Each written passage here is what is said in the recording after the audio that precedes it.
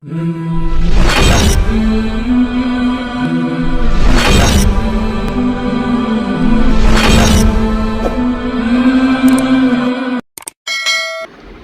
اللہ الرحمن الرحیم الحمد للہ رب العالمین والعاقبۃ للمتقین والصلاة والسلام علی سید الانبیاء والمرسلین سیدنا وحبیبنا وحبیب رب العالمین وعلی آلہ واصحابہ اجمعین الی یوم الدین، اما بعد۔ آج انشاءاللہ العزیز ہم سب سورۃ التین کی تفسیر سماعت کریں گے۔ اعوذ باللہ من الشیطان الرجیم، بسم اللہ الرحمن الرحیم۔ والتین والزیتون وطور سینین وهذا البلد الأمین لقد خلقنا الإنسان في أحسن تقویم ثم رددناه أسفل سافلین إلا الذين آمنوا وعملوا الصالحات فلهم أجر غير ممنون فما يكذبك بعد بالدين أليس الله بأحكم الحاكمين۔ والتین والزیتون، قسم ہے انجیر کی اور زیتون کی، وطور سینین اور صحرائے سینا یعنی پہاڑ طور کی، وہذا البلد الامین اور اس امن و امان والے شہر کی، لقد خلقنا الانسان فی احسن تقویم کہ ہم نے انسان کو بہترین سانچے میں ڈھال کر پیدا کیا، ثم رددناہ اسفل سافلین پھر ہم اسے پستی والوں میں سب سے زیادہ نچلی حالت میں کر دیتے ہیں، الا الذین آمنوا مگر وہ لوگ جو ایمان لائے، وعملوا الصالحات اور اعمال صالحہ کیے، اچھے اعمال کیے، نیک عمل کیے، فلہم اجر غیر ممنون تو ان کو ایسا اجر ملے گا جو کبھی ختم نہیں ہوگا، فما یکذبک بعد بالدین پھر اے انسان وہ کیا چیز ہے جو تجھے سزا اور جزا کو جھٹلانے پر آمادہ کر رہی ہے، الیس اللہ باحکم الحاکمین کیا اللہ سارے حکمرانوں سے بڑھ کر حکمراں نہیں ہے۔ یہ سورۃ التین کا ترجمہ آپ کے سامنے پیش کیا گیا۔ سورہ تین یہ مکی صورت ہے، اس میں 8 آیات ہیں۔ جو سب سے پہلا لفظ ہے اس صورت کا والتین، اللہ رب العزت نے والتین اسی کے ذریعے صورت کا نام بھی رکھ دیا۔ تین کا معنی انجیر ہوتا ہے اور اس صورت کی پہلی آیت میں پہلا لفظ یہی ہے، اس لیے اس صورت کا نام تین رکھا گیا۔ اس صورت میں اللہ تبارک و تعالی نے 4 چیزوں کی قسمیں کھا کر انسان کی تخلیق یعنی پیدائش اور انسان کی عظمت اور انسان کے حسن کو بیان کیا۔ انجیر اور زیتون کی خواص کیا کیا ہے؟ فرمایا کہ اللہ رب العزت نے پہلی قسم کھائی والتین والزیتون، انجیر کی قسم اور زیتون کی قسم۔ تیسری قسم آپ نے کھائی وطور سینین، طور سینا کی قسم، پہاڑ کی قسم، اور چوتھی قسم آپ نے فرمائی وہذا البلد الامین اور اس امن والے شہر کی قسم۔ انجیر اور زیتون سے یہاں پر کیا مراد ہے؟ ایک قول تو یہی ہے کہ انجیر اور زیتون سے مراد وہ پھل ہے، انجیر جو ایک قسم کا پھل ہوتا ہے، زیتون ایک قسم کا پھل ہے، اور ان دونوں پھلوں کی قسم کھانے کی وجہ یہ ہے کہ یہ پھل بڑے مفید ہوتے ہیں، بڑے مفید پھل ہیں۔ انجیر بڑی لطیف غذا ہے، ہضم بہت جلد ہوتی ہے، اس سے بلغم وغیرہ ختم ہو جایا کرتی ہے، اور اس زمانے میں ایک مرض جو چل پڑا ہے بواسیر کا علاج بھی اس انجیر سے جلد از جلد ہو جایا کرتا ہے۔ پھر نہ اس میں کسی قسم کی گٹھلی ہوتی ہے، نہ کوئی چھلکا ہوتا ہے، پورا کا پورا کھا لیا جاتا ہے۔ ایک حدیث میں تو انجیر کے بارے میں یہ آیا، حضرت ابو ذر غفاری رضی اللہ تعالیٰ عنہ نے فرمایا انہ یقطع البواسیر کہ یہ بواسیر کے مرض کو بالکل ختم کر دیتی ہے اور نقرس میں بھی نفع دیتی ہے۔ اسی طریقے سے زیتون کے تیل کے طور پر بھی زیتون کو استعمال کیا جاتا ہے، سالن کے طور پر بھی استعمال کیا جاتا ہے، دواؤں کے طور پر بھی استعمال کیا جاتا ہے، اور اس کے بارے میں بھی متعدد احادیث آئی ہیں۔ طب نبوی میں زیتون کو 70 بیماریوں کا علاج بتلایا گیا۔ خود ترمذی شریف کی ایک روایت ہے کہ جناب محمد رسول اللہ صلی اللہ علیہ وسلم نے فرمایا کلوا الزیت وادہنوا بہ فإنہ من شجرۃ مبارکہ، کہ بھئی زیتون کو کھایا کرو، اس کا تیل استعمال کیا کرو، اس لیے کہ یہ مبارک درخت سے حاصل ہوتا ہے۔ خود قرآن کریم نے سورہ نور کے اندر ارشاد فرمایا یوقد من شجرۃ مبارکہ زیتونۃ لا شرقیۃ ولا غربیہ، کہ وہ ایسے مبارک درخت سے چراغ روشن ہوتا ہے جو زیتون کا درخت ہے۔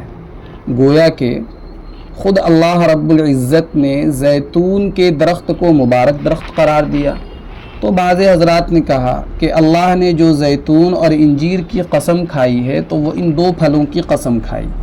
ایک دوسری بات بعض علماء کہتے ہیں کہ انجیر اور زیتون سے مراد وہ جگہ ہے، وہ پہاڑ ہے جہاں یہ دونوں پھل کثرت سے پیدا ہوتے ہیں، اور وہ جگہ بیت المقدس جو بھی کہہ لیا جائے، جو شام میں واقع ہے۔ یہاں پر جناب محمد رسول اللہ صلی اللہ علیہ وسلم اور دوسرے بہت سے انبیاء کرام کو نبوت سے سرفراز کیا گیا۔ تو آپ نے دو باتیں سمجھی، ایک تو زیتون اور انجیر بذات خود اس پھل کا تذکرہ ہے جو ہمارے یہاں پائے جاتے ہیں، دوسرا یہ فرمایا کہ انجیر اور زیتون سے مراد پھل نہیں بلکہ وہ جگہ ہے جہاں یہ پھل کثرت سے پیدا ہوتے ہیں۔ اس کے بعد اللہ نے فرمایا کوہ تور اور بلد امین کا اللہ نے قسمیں کھائی ہیں۔ فرمایا وطور سینین، اور قسم ہے طور سینا کی۔ طور سینا وہ پہاڑ جہاں حضرت موسیٰ علیہ نبینا علیہ الصلاۃ والسلام کو شرف ہم کلامی حاصل ہوا، جس مقام پر انہوں نے اللہ سے باتیں کی اسے کہا جاتا ہے طور سینا۔ اور ھذا البلد الامین، یہ تو ہم سبھی کو معلوم ہے کہ امن والا شہر مکۃ المکرمہ مراد ہے، جہاں انبیاء کے سردار رحمت للعالمین خاتم النبیین ہمارے آقا حضرت محمد صلی اللہ علیہ وسلم کو نبوت عطا کی گئی۔ گویا کہ ان تین قسموں میں ان تمام مقامات مقدسہ کی اللہ نے قسم کھائی ہے۔ پہلی مقامات مقدسہ میں تذکرہ فرمایا بھئی کس کا؟ فرمایا کہ شام کا مقدس جگہ فلسطین کا ذکر فرمایا، دوسرا یہ کہ طور سینا، اور تیسرا مکۃ المکرمہ۔ مکۃ المکرمہ جہاں خاص انبیاء کرام کو نبوت سے سرفراز فرمایا گیا۔ خود تورات میں بھی یہ باتیں لکھی ہوئی ہے۔ تورات میں جو الفاظ آئیں ان کا عربی میں اگر ترجمہ کیا جائے تو الفاظ نکل کر آئیں گے کہ جاء اللہ من طور سینا، کہ اللہ طور سینا سے آیا، یعنی وہاں حضرت موسیٰ اللہ کا کلام لے کر آئے۔ پھر فرمایا وَأَشْرِقْ مِن سَعِيرَ، اور سعیر سے اللہ طلوع ہوا، یعنی حضرت عیسیٰ علیہ السلام سعیر سے اللہ کا کلام لے کر آئے۔ اور پھر فرمایا وَاسْتَعْلَنَ الْجِبَالَ فَارَان، اور اللہ فاران کی پہاڑی سے پوری طرح ظاہر ہو گیا، یعنی جناب محمد الرسول اللہ صلی اللہ علیہ وسلم کو نبوت عطا کی گئی۔ اس کی مثال ایسی ہے جیسے فجر طلوع ہوتی ہے، اور انجیل کا آنا ایسا ہے جیسا کہ سورج کا طلوع ہونا، اور قرآن کا آنا ایسا ہے جیسے سورج نصف النہار میں آسمان پر چمکتا ہے۔ شاید میری بات سمجھ میں نہیں آئی۔ مطلب یہ ہے کہ جیسے فجر کا وقت ہوتا ہے، فجر طلوع ہوتی ہے، تو فرمایا کہ انجیل مثال اس کی دی جا رہی ہے کہ ایسے ہی مثال ہے تورات کی۔ پھر فرمایا کہ انجیل کا آنا، اللہ رب العزت نے جو انجیل نازل کی سیدنا عیسیٰ علیہ السلام پر، فرمایا کہ جیسے سورج طلوع ہوتا ہے ویسے انجیل حضرت عیسیٰ کو دی گئی، اور قرآن کا آنا جیسے دن کے تھوڑے وقت گزر جاتے ہیں اور نصف النہار یعنی دن کا آدھا حصہ ہو جاتا ہے، تو فرمایا کہ قرآن کریم کا آنا بھی ایسے ہی واضح ہے۔ تو تورات میں بھی اس کا ذکر آیا۔ گویا کہ ان تین مقامات کا، والتین والزیتون وطور سینین وہذا البلد الامین، انجیر کی قسم، زیتون کی قسم، اور جیسا کہ میں نے عرض کیا کہ ان دونوں پھلوں کی قسم یا ان جگہوں کی قسم جہاں یہ دونوں بل پیدا ہوتے ہیں، یعنی بیت المقدس، شام اور طور سینا، اور پھر فرمایا وہذا البلد الامین، اس امن والے شہر کی قسم۔ یہ تو 4 قسمیں اللہ نے جو کھائی وہ آپ کے سامنے ذکر کیا گیا۔ اب اللہ فرماتے ہیں لقد خلقنا الانسان فی احسن تقویم۔ دیکھو یہاں پر اللہ یہ فرما رہے ہیں کہ ہم نے انسان کو بہترین ساخت میں پیدا کیا، بہترین سانچے میں ڈھال کر پیدا کیا۔ اصل میں یہاں پر نوع انسانی، انسانیت کی جو قسم ہے اللہ اس کی تکریم بیان کر رہے ہیں، اس کی بڑائی، اس کی عظمت بیان کر رہے ہیں کہ اللہ نے انسان کو عزت دی، انسان کو عظمت عطا کی، انسان کو شرف سے نوازا۔ اللہ نے قرآن کریم میں انسان کی تکریم میں مختلف صورتیں بیان کی ہیں۔ مثلا فرمایا کہ انسان کی تکریم یہ ہے، اللہ کہتا ہے کہ میں نے انسان کو اپنے ہاتھوں سے بنایا، خلقت بیدی، یہ انسان کی تکریم کی ایک صورت ہے۔ دوسری صورت اللہ نے فرمایا اللہ نے فرشتوں کو اس کے سامنے سجدے کا حکم دیا، وَإِذْ قُلْنَا لِلْمَلَائِكَةِ اسْجُدُوا لِآدَمَ فَسَجَدُوا إِلَّا إِبْلِيسَ۔ تو انسان کی عظمت، انسان کی عزت کی ایک صورت یہ ہے کہ صورت بڑی اچھی دی ہے، صورت بڑی اچھی دی۔ اللہ نے فرمایا سورۃ التغابن میں وَصَوَّرَكُمْ فَأَحْسَنَ صُوَرَكُمْ۔ انسان کی تکریم کی ایک صورت اللہ نے یہ بیان کی کہ اس کو علم دیا گیا، وحی کا علم، قرآن کا علم، گویائی بولنے کا علم۔ اللہ فرماتے ہیں الرحمن علم القرآن خلق الانسان علمہ البیان۔ معلوم یہ ہوا کہ اللہ رب العزت نے انسان کی تکریم کے لیے، اس کی عظمتوں کو بیان کرنے کے لیے آپ کے سامنے کئی ساری شکلیں بتلائی۔ پہلی شکل یہ فرمایا کہ اپنے ہاتھ سے اللہ نے انسان کو بنایا، یہ انسان کے لیے شرف کی بات۔ دوسری بات یہ بتلائی کہ اللہ نے فرشتوں کو سجدے کا حکم دیا، یہ اور بھی شرف کی بات۔ تیسری بات یہ بتلائی کہ اللہ نے اس کو اچھی شکل و صورت میں ڈھالا، یہ اور شرف کی بات۔ اور چوتھی چیز فرمائی کہ اللہ نے اس کو علم دیا، وحی کا علم دیا، قرآن کا علم دیا اور قوت گویائی عطا کی۔ یہ تمام کی تمام چیزیں ایسی ہے جو اللہ رب العزت نے انسان کی تکریم کی مختلف صورتوں کو بیان کیا۔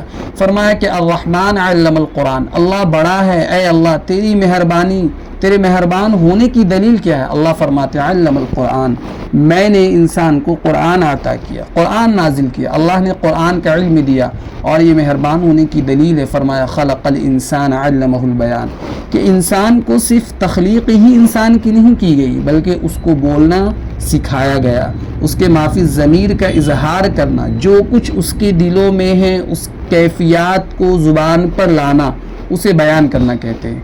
علماء نے یہاں پر ایک بڑی عجیب نقطہ بیان فرمایا کہ ترتیب تو یوں ہونی چاہیے تھی کہ انسان کے پیدا ہونے کا ذکر پہلے ہوتا اور قوت گویائی کا، یعنی کہ انسان کو جو بولنے کی صلاحیت دی گئی ہے اس کا ذکر دوسرے نمبر پر ہوتا، اور قرآن کو سکھانے کا ذکر تیسرے نمبر پر ہوتا۔ اسٹیپ بائی اسٹیپ، پہلے انسان کی پیدائش، پھر انسان بولنا سیکھتا، پھر اس کے بعد قرآن کو سیکھتا۔ لیکن اللہ نے قرآن کے سکھانے کا ذکر پہلے کیا، پیدا کرنے کا ذکر بعد میں۔ اللہ فرماتے ہیں الرحمن علم القرآن، ہم نے قرآن کو سکھایا۔ پھر فرماتے ہیں خلق الانسان، ہم نے انسان کو پیدا کیا، اور پھر فرمایا علمہ البیان، ہم نے اسے قوت گویائی دی۔ تو یہ ساری چیزیں ایسا کیوں؟ فرمایا کہ پہلے قرآن کی تعلیم کا ذکر کیوں کیا؟ اس کے جواب میں بعض مفسرین نے یہ فرمایا کہ اس میں اشارہ اس بات کی طرف ہے کہ اللہ نے انسانوں کو پیدا ہی اس لیے کیا کہ وہ قرآن کریم سیکھے اور سکھائے۔ بڑی عجیب و غریب بات ہے، اس کو آپ ضرور نوٹ کریں۔ اللہ نے سب سے پہلی بات جو یہ فرمائی نا علم القرآن، اس میں اس بات کی طرف اشارہ کیا کہ اللہ نے انسان کو پیدا ہی اس لیے کیا کہ وہ قرآن کو سیکھے اور سکھائے۔ پھر فرمایا اللہ نے انسان کو زبان دی اس لیے کہ وہ قرآن کو پڑھے اور پڑھائے۔ قرآن اللہ نے جو زبان دی ہے یہ لغویات کے لیے، فواحش کے لیے، جھوٹ اور غیبتوں کے لیے نہیں۔ فرمایا قرآن اللہ نے جو زبان دی ہے تاکہ وہ قرآن کی تلاوت کر سکے اور زبان جو سب کچھ بولتی ہے اور قرآن نہیں بولتی، قرآن نہیں پڑھتی، قرآن کی تلاوت نہ کرتی، وہ زبان ایسی ہے جیسے نہ ہونے کے برابر۔ اللہ نے زبان کی نعمت دی ہے، اب اگر انسان قرآن کی تلاوت ہی نہ کرے، اللہ کے ذکر و اذکار میں اپنے آپ کو نہ لگائے، تو وہ ایسا ہے جیسا کہ اس کے پاس زبان ہی نہ ہو۔ کتنی عجیب و غریب بات اس آیت کے ضمن میں ہمیں بتلائی گئی کہ اللہ نے سب سے پہلے انسان کے بارے میں یہ کہا علم القرآن۔ بھئی اللہ نے انسان کو پیدا کیا، پیدائش کا مقصد ہی ہے کہ قرآن کو سیکھے، اور آپ نے حدیث مبارکہ میں پڑھا خیرکم من تعلم القرآن وعلمہ، تم میں سب سے بہترین شخص ہے، سب سے۔ آپ عربک گرامر کو فالو کریں گے تو آپ کو پتہ یہ چلے گا خیر کس فعل کے وزن پر ہے۔ اللہ فرما رہے خیرکم، اللہ کے رسول کی زبانی یہ بات کہلوائی جا رہی ہے خیرکم من تعلم القرآن، تم میں سب سے بہتر۔ اگر دنیا میں کوئی وی آئی پی کوٹا ہو سکتا، اگر دنیا میں کوئی اسپیشلسٹ ہو سکتا، اگر اللہ کی نظروں میں ہو سکتا، تو وہ کون ہے بھئی؟ تعلم القرآن، جو قرآن کو سیکھے اور قرآن کو سکھائے۔ الحمدللہ ہمارا مقصد بھی یہی ہے کہ ہم قرآن کو سیکھ رہے ہیں اور سکھا رہے ہیں۔ تو شرافت انسانی کے مختلف پہلوؤں کو ذکر کر رہا تھا۔ میں عرض کر رہا تھا کہ انسان کی تکریم کی ایک صورت یہ ہے کہ اللہ نے اسے علم دیا، اللہ نے علم دیا۔ بہت ساری مخلوقات اللہ نے پیدا کی، ہر ایک کی الگ الگ فضائل ہیں، لیکن انسان کی جو تکریم کی سب سے بڑی صورت یہ ہے اللہ نے اسے علم دیا، اللہ نے اسے قوت گویائی عطا کی۔ انسان کی تکریم کی یعنی اسے معزز بنانے کی، اسے مکرم بنانے کی ایک صورت یہ بھی ہے کہ اللہ نے رات اور دن کو، سورج اور چاند ستاروں، ساری چیزوں کو انسان کی خدمت میں لگا رکھا ہے، انسان کے لیے مسخر کر دیا۔ یہ میں باتیں ہوائی فائرنگ نہیں کر رہا ہوں، قرآن کی آیات سے میں آپ کو ریفرنس دے رہا ہوں۔ اللہ نے قرآن کریم میں فرمایا وَسَخَّرَ لَكُمُ اللَّيْلَ وَالنَّهَارَ وَالشَّمْسَ وَالْقَمَرَ وَالنُّجُومُ مُسَخَّرَاتٌ بِأَمْرِهِ، کہ اللہ نے رات اور دن کو مسخر کر دیا، سورج اور چاند گردش کر رہے ہیں، ستارے گردش کر رہے ہیں اللہ کے حکم سے، اور یہ سب کس کی خدمت میں ہے؟ فرمایا کہ انسان کے لیے۔ انسان کی تکریم کی ایک اور صورت اللہ نے بیان کی کہ اللہ نے انسان کو بہت ساری مخلوقات پر فضیلت عطا کی۔ سورہ اسراء میں پارہ 15 میں اللہ نے فرمایا وَلَقَدْ كَرَّمْنَا بَنِي آدَمَ وَحَمَلْنَاهُمْ فِي الْبَرِّ وَالْبَحْرِ وَرَزَقْنَاهُمْ مِنَ الطَّيِّبَاتِ، اور آخری جملہ غور کیجئے وَفَضَّلْنَاهُمْ عَلَى كَثِيرٍ مِّمَّنْ خَلَقْنَا تَفْضِيلًا، کہ ہم نے انسان کو عزت عطا کی، اس کو بحر و بر میں یعنی خشکی میں اور سمندروں میں سواریاں عطا کی، سمندر میں بھی اور خشکی میں بھی سواریاں، اور پاکیزہ چیزیں رزق کے طور پر دی۔ اور پھر اللہ نے بڑا کمال کر دیا آخری جملہ بیان کر کے، فرمایا کہ اپنی مخلوقات میں بہت ساری چیزوں پر فضیلت دی ہے۔ جی، انسان کی تکریم کی اللہ نے ایک اور صورت یہ بیان کی کہ وہ امانت جس کے اٹھانے سے زمین و آسمان نے انکار کر دیا، اللہ نے اس امانت کو اٹھانے کا حوصلہ، اسے اٹھانے کی قوت اور طاقت اور صلاحیت انسان کی ذات میں پیدا کر دیا۔ اب وہ کیا ہے؟ قرآن کریم میں فرمایا اِنَّا عَرَضْنَا الْأَمَانَةَ عَلَى السَّمَاوَاتِ وَالْأَرْضِ، ہے نا، وَالْجِبَالِ، کہ ہم نے دین کی امانت کو، قرآن کی امانت کو، ایمان کی امانت کو، اسلام کی امانت کو آسمانوں کے سامنے بھی پیش کیا۔ قرآن یہ کہہ رہا ہے ہم نے پہاڑوں کے سامنے بھی پیش کیا، لیکن انہوں نے اس امانت کو اٹھانے سے انکار کر دیا۔ بھئی پھر کس نے اٹھایا؟ قرآن کریم نے خود کہا وَحَمَلَهَا الْإِنسَانُ، لیکن اتنی عظیم امانت کو کسی نے اٹھایا تو وہ حضرت انسان ہے۔ اللہ نے انسان کو اس امانت کو اٹھانے کی صلاحیت بخشی، اختیار دیا، وہ قوت دی، استعداد دی، بتلایا ہے کہ انسان اسی وجہ سے اور بھی زیادہ اس کی فضیلت بڑھ جاتی ہے۔ دوسری یہ چوتھی انسان کی تکریم کی شکل جو میں آپ کے سامنے ذکر کر رہا ہوں کہ اللہ نے انسان کی ہدایت کے لیے اپنے رسول بھیجے، اپنی مخصوص کتاب نازل کی، اپنے کلام کو نازل کیا۔ سورہ نحل میں اللہ رب العزت نے فرمایا وَلَقَدْ بَعَثْنَا فِي كُلِّ أُمَّةٍ رَسُولًا، ہم نے ہر امت کے اندر ایک رسول بھیجا۔ پانچویں شکل اللہ نے یہ بیان کی کہ انسان کی تکریم کے لیے ایک صورت یہ ہے کہ اللہ نے انسانوں میں سید الرسل جناب محمد الرسول اللہ صلی اللہ علیہ وسلم کو بھیجا۔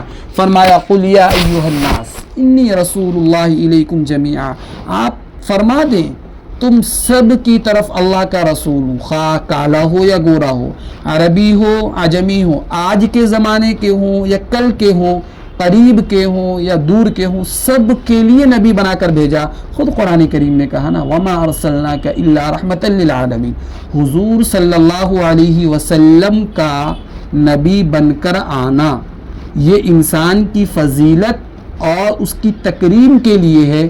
جیسے کسی خاندان میں کوئی بڑا آدمی پیدا ہو جائے تو لوگ اس پر فخر کرتے ہیں کہ فلاں شاعر کا تعلق ہمارے خاندان سے، فلاں ادیب، فلاں صحافی، فلاں سیاستداں، فلاں علامہ، فلاں محدث، مفسر، دین کا خادم، فلاں مجاہد ہمارے خاندان سے تعلق رکھتا ہے۔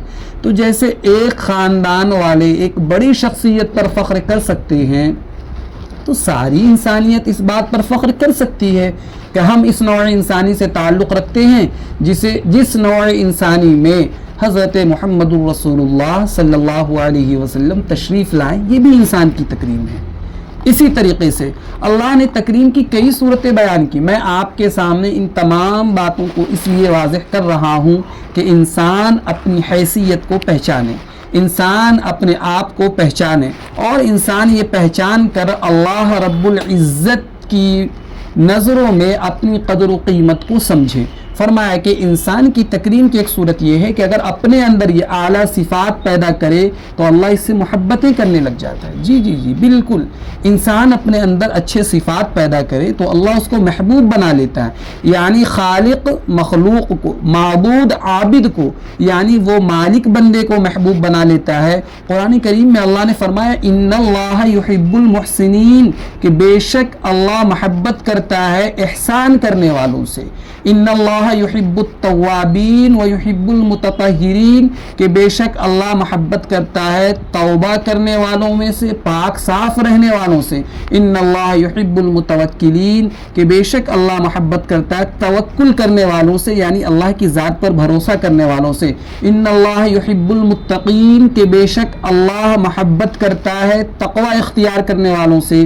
واللہ یحب الصابرین، کہ اللہ محبت کرتا ہے صبر کرنے والوں سے۔ تو انسان کے معزز ہونے کی ایک صورت یہ بھی ہے کہ انسان اپنی ذات میں اپنے کمالات، ان کمالات کو، ان اعلیٰ صفات کو پیدا کر لے تو اللہ کا محبوب اور پیارا بن جاتا ہے۔ انسان کی تکریم کی ایک صورت اللہ نے قرآن کریم میں یوں بھی بیان کی کہ اس کو اللہ کی معیت حاصل ہوتی ہے، معیت، رفاقت۔ اللہ کہتا ہے کہ میں تیرے ساتھ ہوں، وَنَحْنُ أَقْرَبُ إِلَيْهِ مِنْ حَبْلِ الْوَرِيدِ، کہ ہم انسان کی رگ جان سے بھی زیادہ اس کے قریب ہیں۔ اللہ کہتا ہے وَإِذَا سَأَلَكَ عِبَادِي عَنِّي فَإِنِّي قَرِيبٌ، اے میرے نبی اگر میرے بندے میرے بارے میں سوال کیا کریں کہ اللہ کہاں ہیں، آپ سے پوچھے کہ اللہ کہاں ہے، ویئر از اللہ، تو آپ جواب دیجئے میں تمہارے قریب ہوں، انی قریب، اللہ تمہارے قریب ہے۔ کیوں تم اللہ کو در بدر ادھر ادھر تلاش کر رہے؟ اللہ تو تمہارے ساتھ ہے، اللہ تمہارے ساتھ ہے۔ پھر ایک آٹھویں شکل قرآن کریم نے بیان کی، قربان جائیے، اللہ نے فرمایا کہ ایک انسان کو معزز بنانے کا ایک مقصد اللہ نے فرمایا کہ اللہ نے فرشتوں جیسی نورانی مخلوق کو انسان کی خدمت میں لگا رکھا ہے، انسان کی حفاظت کے لیے مقرر کر رکھا ہے۔ اللہ نے فرمایا وَإِنَّ عَلَيْكُمْ لَحَافِظِينَ كِرَامًا كَاتِبِينَ يَعْلَمُونَ مَا تَفْعَلُونَ، کہ تم پر حفاظت کرنے والے فرشتے ہیں جن کا نام کرامن کاتبین ہے، اور وہ معزز ہے، ہاں وہ لکھنے والے ہیں۔ سورہ طارق میں اللہ نے فرمایا ان کل نفس لما علیہا حافظ، ہر جان پر، ہر انسان پر کوئی نہ کوئی محافظ مقرر ہے۔ اور انسان کے معزز ہونے کی اصل وجہ تو یہ ہے کہ جب یہ مرنے کے بعد اٹھے گا اور اس نے اللہ کے چاہت کے مطابق زندگی گزاری ہوگی تو اللہ نے بھی اس کے لیے جنتوں کو سجا رکھا ہے، اللہ وہاں اسے داخلہ عطا کرے گا اور اللہ اعلان کرے گا کہ میں تم سے راضی ہوں۔ اور انسان کے لیے اللہ کی رضا سے بڑھ کر کوئی اور چیز ہو ہی نہیں سکتی۔ یہ میں نہیں کہہ رہا، یہ آپ کے سامنے میں ہوائی فائرنگ نہیں کر رہا ہوں، میں نے بار بار یہ بات کہی ہے کہ قرآن کریم میں خود اللہ نے فرمایا وَرِضْوَانٌ مِّنَ اللَّهِ اکبر، اللہ کی رضا کائنات کی ہر چیز سے زیادہ قیمتی ہے۔ تو عرض یہ کر رہا تھا کہ اللہ نے اس صورت میں انسان کے معزز ہونے کی ایک صورت اور انسان کی تکریم کا ایک پہلو بیان فرمایا لَقَدْ خَلَقْنَا الْإِنسَانَ فی احسن تقویم، کہ بھئی ہم نے انسان کو خوبصورت ساخت پر پیدا کیا۔ یہ خوبصورت ساخت کیا ہے پتہ ہے آپ کو؟ کسی نے کہا کہ اس کی خوبصورتی یہ ہے کہ یہ ہاتھوں سے کھاتا ہے، باقی مخلوق کے بارے میں یہ ہے کہ وہ منہ سے کھاتے ہیں، ہاتھوں سے لقمہ بنا بنا کر منہ میں دوسری مخلوقات نہیں ڈالتی۔ کسی نے یہ کہا کہ بہترین ساخت کا مطلب یہ ہے کہ انسان بول سکتا ہے، دوسرے حیوانات اور مخلوقات اپنی معافی ضمیر کا اظہار نہیں کر سکتے۔ کسی نے یہ کہا کہ بہترین ساخت کا مطلب یہ ہے کہ اللہ نے انسان کو عقل کا نور عطا کیا۔ کسی نے کہا کہ بہترین ساخت یہ ہے کہ اللہ نے اس کو بڑی پیاری صورت عطا فرمائی، اور اس میں کوئی شک نہیں کہ اللہ نے انسان کو بڑی پیاری صورت عطا فرمائی اور یہ کائنات کی حسین ترین زندہ مخلوق ہے۔ بعض تفسیروں میں تو ایک واقعہ لکھا کہ عیسیٰ ابن موسیٰ ہاشمی، یہ ابو جعفر منصور کا ایک وزیر تھا۔ ایک دن میں نے گزشتہ بھی آپ کو واقعات بتلائے تھے، لیکن آج بہت صراحت کے ساتھ آپ کے سامنے ذکر کر رہا ہوں۔ گزشتہ اشاروں میں یہ واقعہ ذکر کیا گیا تھا کہ عیسیٰ ابن موسیٰ ہاشمی ابو جعفر منصور کا ایک وزیر تھا۔ ایک دن وہ شخص اپنی بیوی سے یوں کہا کہ اِلَّمْ تَكُونِي أَحْسَنَ مِنَ الْقَمَرِ، جملہ نوٹ ضرور کرے، اِلَّمْ تَكُونِي أَحْسَنَ مِنَ الْقَمَرِ فَأَنْتِ طَالِقٌ ثَلَاثًا، کہ اگر تو چاند سے زیادہ حسین نہیں تو تجھے 3 طلاق۔ بیوی دیندار تھی، وہ کہنے لگی مجھے تو طلاق ہو گئی، اس لیے کہ میں چاند سے زیادہ تو ہرگز حسین نہیں ہوں۔ عیسیٰ ابن موسیٰ پریشان ابو جعفر منصور کے پاس گئے۔ اس نے مختلف مفتیان کرام کو، علماء کرام کو بلایا اور ان کے سامنے مسئلہ پیش کیا کہ کیا طلاق واقع ہو گئی یا واقع نہیں ہوئی۔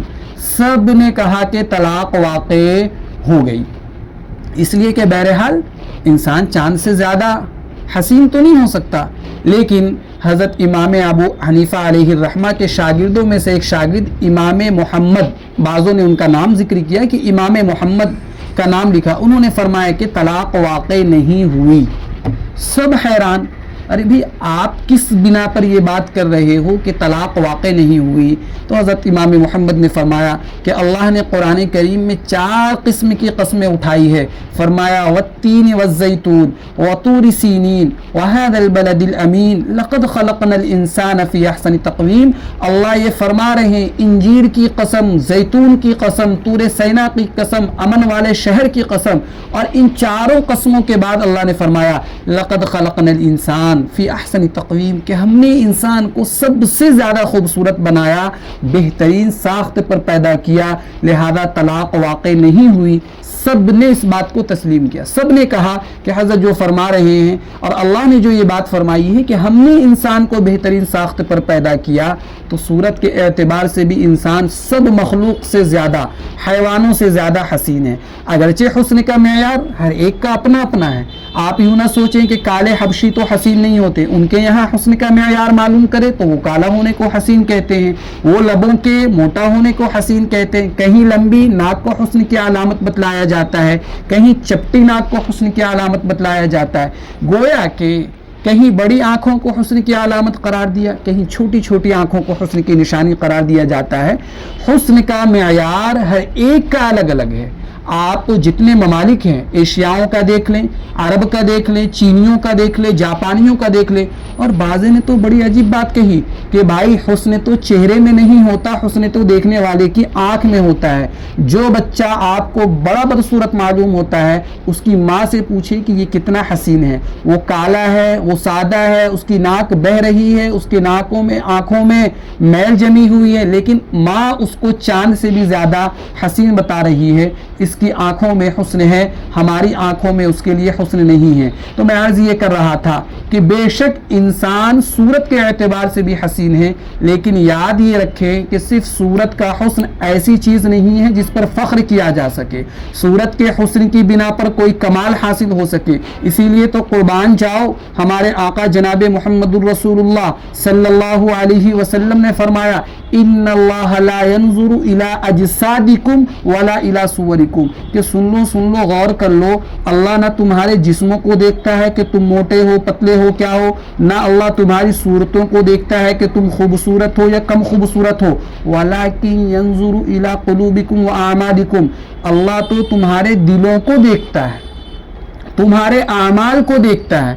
کالا ہے، بدصورت ہے، تمہارا دل اس کی طرف نگاہ اٹھانے کو نہیں چاہتا، لیکن اس کے دل میں ایمان ہے، اس کے دل میں اللہ کی محبت ہے، اللہ کے رسول صلی اللہ علیہ وسلم کی محبت ہے، تقوی ہے، خوف ہے، قیامت کا ڈر ہے، اس کے اعمال اچھے ہیں، وہ اللہ کے نزدیک تمہارے حسینوں سے زیادہ حسین ہے اور بڑا حسین ہے، بڑا جمال ہے، بڑی خوبصورت آنکھیں ہیں، قابل رشک رنگت ہے، چہرے کو دیکھتے تو دیکھتا رہ جائے، لیکن دل میں ایمان نہیں ہے، اللہ کی محبت نہیں، حضور کی محبت نہیں، اللہ کے بندوں کی محبت نہیں، اعمال میں سے کوئی عمل بھی اچھا نہیں، اللہ کے نزدیک ایسے حسین جو ساری دنیا کی نظریں اپنی طرف کھینچ لیتے ہیں، گندگی کے ایک قطرے کے برابر بھی نہیں ہے۔ اللہ کے نبی نے فرمایا قیامت کے دن بعض بڑے بڑے لوگ آئیں گے۔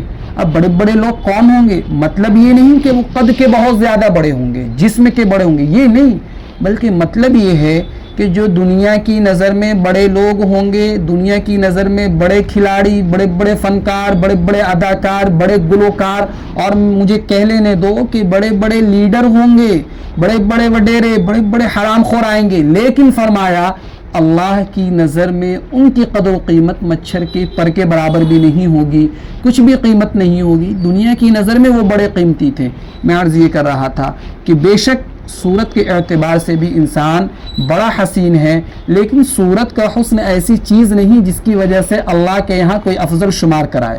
میں آپ کو بتلاتا چلوں، ورنہ صورت کی اگر حسن کی بات ہوتی تو ابو لہب حسن والا تھا، ابو لہب حسن والا تھا، ابو طالب حسن والا تھا، حضرت بلال کو تو کچھ بھی ظاہری حسن حاصل نہیں تھا، لیکن کیا فرمایا آقا نے؟ ایک حدیث کے مطابق معراج سے جب تشریف لائے تو پوچھا اے بلال تم کیا عمل کرتے ہو؟ کہ میں جنت میں گیا تو تمہارے جوتوں کے چلنے کی آواز آ رہی تھی، تو وہ تو دل کا حسن تھا نا، باطن کا حسن تھا، روح کا حسن تھا۔ آج جو ساری محنتیں ہو رہی ہے وہ ظاہری حسن پر ہو رہی ہے۔ مجھے بہت معاف کرنا، یہاں پر تمام بچیاں بیٹھی ہیں، بہت معاف کرنا، آپ قرآن کے درس میں بیٹھی ہو، اللہ کے کلام کو سماعت کر رہی ہو، آج کا جو دور ہے نا، آج جو ساری محنتیں ہو رہی ہے وہ ظاہری حسن پر ہو رہی ہے۔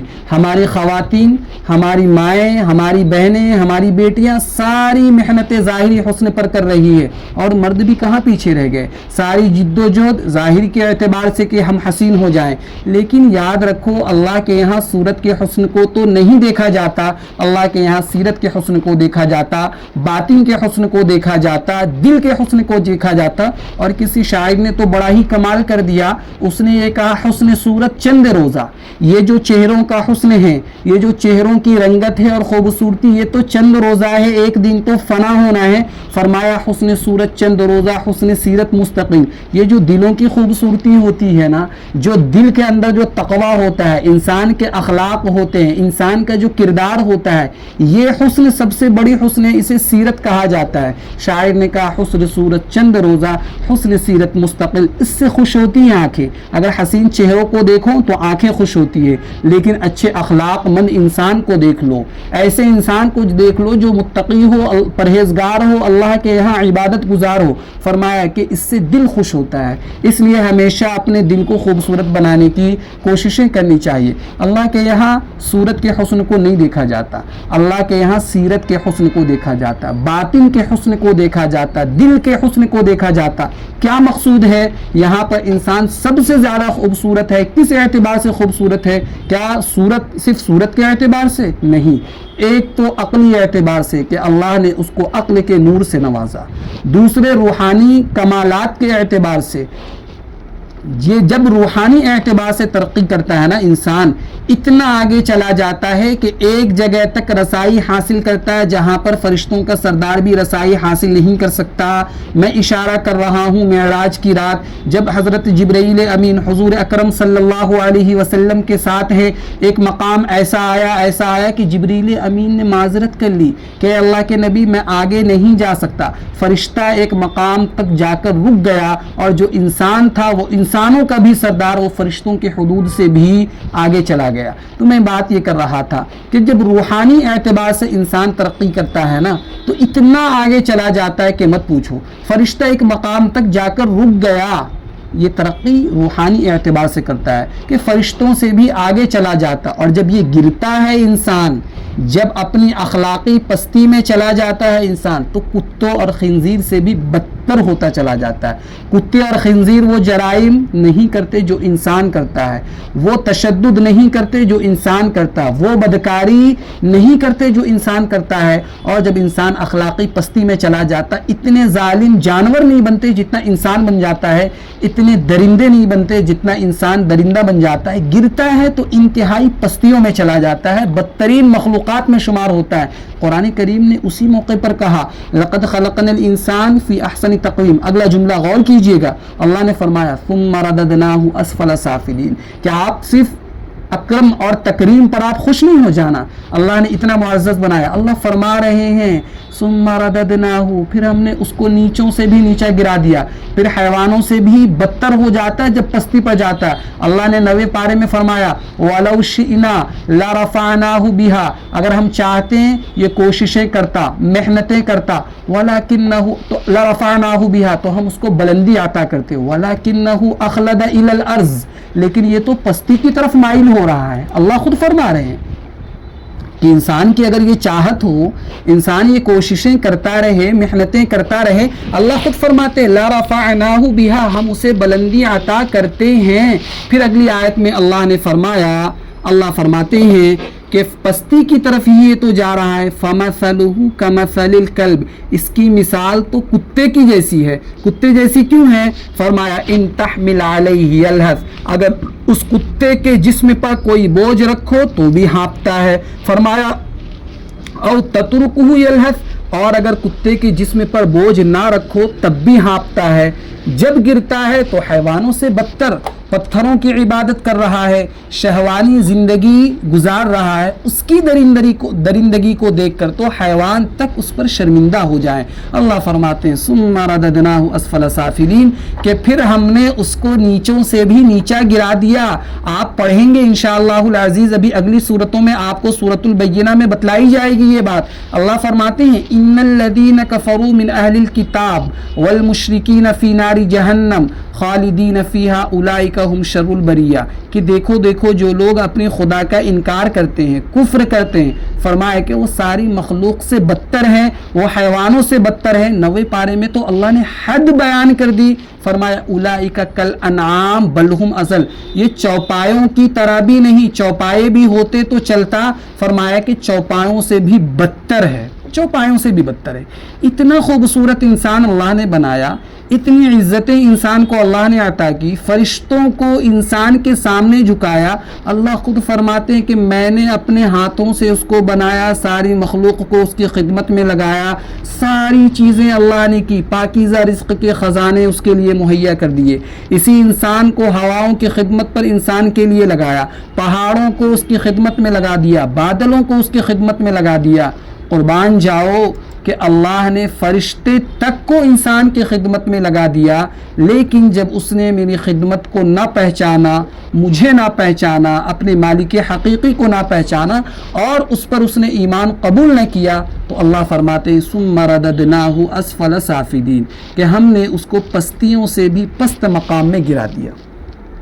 اب جب آپ نے ان 5 آیتوں کو سماعت کر لی، اگلی آیات میں اللہ رب العزت بڑی عجیب و غریب باتیں ہمارے لیے ذکر فرماتے ہیں، الا الذین آمنوا وعملوا الصالحات، کہ ہاں بھئی کچھ لوگ ایسے بھی ہیں اس دنیا میں کہ وہ پستیوں سے بچ گئے، حیوانیت سے بچ گئے، اللہ کی غضب کی جگہ پر جانے سے بچ گئے۔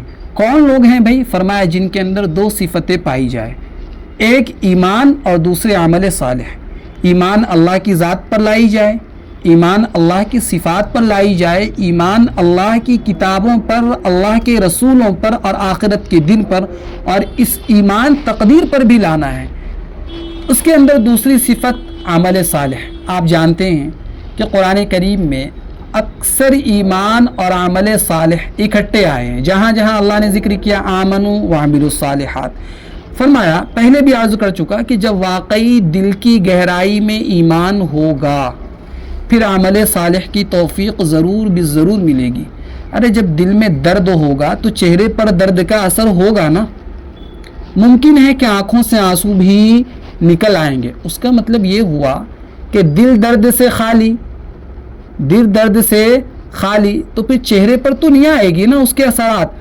اگر دل کی گہرائی میں ایمان ہوگا تو پھر عمل صالح کی توفیق بھی ملے گی، پھر یہ پیشانی اللہ کے سامنے جھکنے کے لیے تڑپے گی، بےتاب ہو جائے گی، اور اگر انسان سجدہ نہ کرے تو طبیعت میں بے چینی ہوگی، حرام لقمہ اگر منہ میں چلا جائے تو قے آ جائے گی، متلی ہوگی، راتوں کو نیند نہیں آئے گی کہ میں نے کیا کر لیا، حرام کھا لیا۔ جب واقعی ایمان ہوگا تو پھر اعمال صالحہ کی بھی توفیق ملے گی، پھر انسان کبھی جھوٹ نہیں بولے گا، انسان سچ بولنے کا عادی ہوگا، پھر خیانتیں نہیں کرے گا، امانت داریوں کا لحاظ رکھے گا، پھر وہ ظلم و ستم نہیں کرے گا، عدل کے ساتھ انصاف کے ساتھ پیش آئے گا، دوسروں کا حق نہیں کھائے گا، اپنا حق دوسروں کو کھلائے گا۔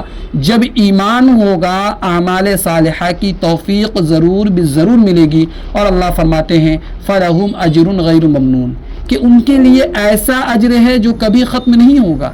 ہم جس دنیا میں زندگی گزار رہے ہیں نا، دنیا کی ہر چیز عارضی ہے، فانی ہے، وقتی ہے، لیکن قیامت کی اور جنت کی ہر چیز ابدی ہوگی، ہمیشہ ہمیشہ کے لیے ہوگی۔ وہاں کی جوانی ہمیشہ برقرار رہے گی، وہاں کی زندگی بھی ہمیشہ رہے گی، وہاں کی صحت بھی ہمیشہ، وہاں کا رزق، وہاں کا حسن، وہاں کی خوشیاں، ساری چیزیں اللہ نے ہمیشہ ہمیشہ کے لیے تیار کر رکھی ہے۔